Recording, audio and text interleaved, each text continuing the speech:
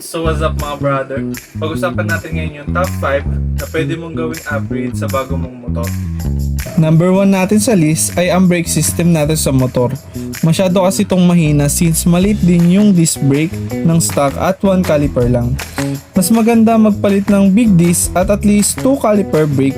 Usually may mabibili ka na niya na whole set. Mas maganda din kung big disc. Bakit? Syempre, to disperse more heat, hindi siya basta-basta mag-overheat sa palusong o long ride. At saka mas malaki yung kapit ng brake sa disc. Tsaka dagdag forma na rin yun. Number 2, graphene coating or PPF. Apaka-arte? Para iwas gasgas at mas protected ang pintura or body ng motor natin. Kung kaya ng budget, mag-PPF ka. Bakit? Since may 1 layer protection ka from dirt, scratches at acid rain.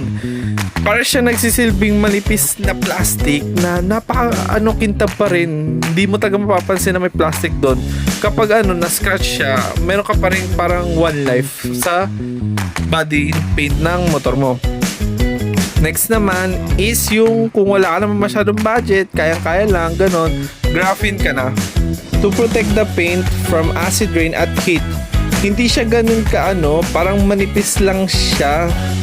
So, mas malipis siya sa PPF kasi hindi siya plastic coating lang siya, iko-coat lang siya sa'yo. So, hindi siya ganun ka-protektado pero at least may protection ka na sa acid rain at heat. Pogi na, protected ka pa, di ba? So, saan ka pa? Pangatlo, tire hugger.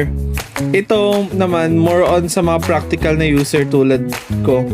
Pero gusto may forma pa rin. Lagay kayo ng tire hugger to protect yung makina or components around sa gulong nyo. Gawin nyo na rin carbon lodi para mas formado, syempre, di ba?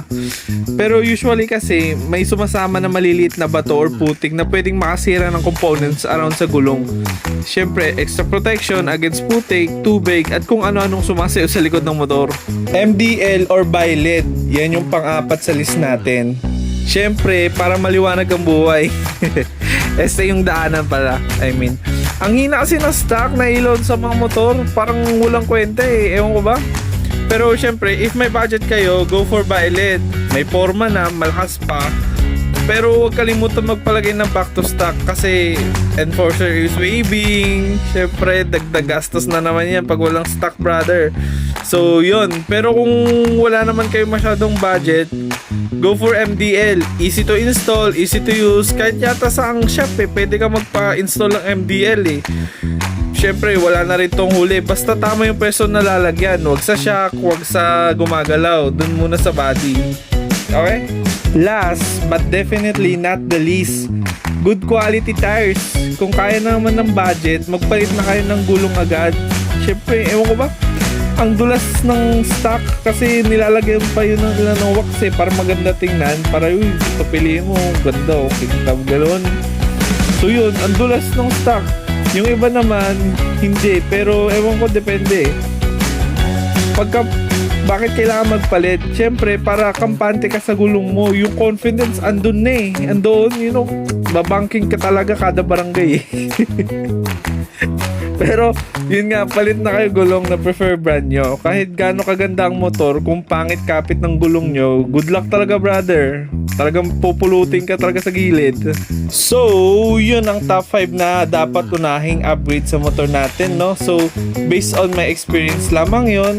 Kung may preferred kayo na mas unahing upgrade, syempre, kaya na yun. Pero sana nakatulong ako sa mga newbie natin na rider, sa mga may bagong motor dyan na talagang zero experience. Sana nakatulong po ako sa inyo. And yun, beyond doon sa sinabi ko, puro labanan na ng pormahan yan So good luck sa lahat ng rider. Ride safe, brothers. Peace out.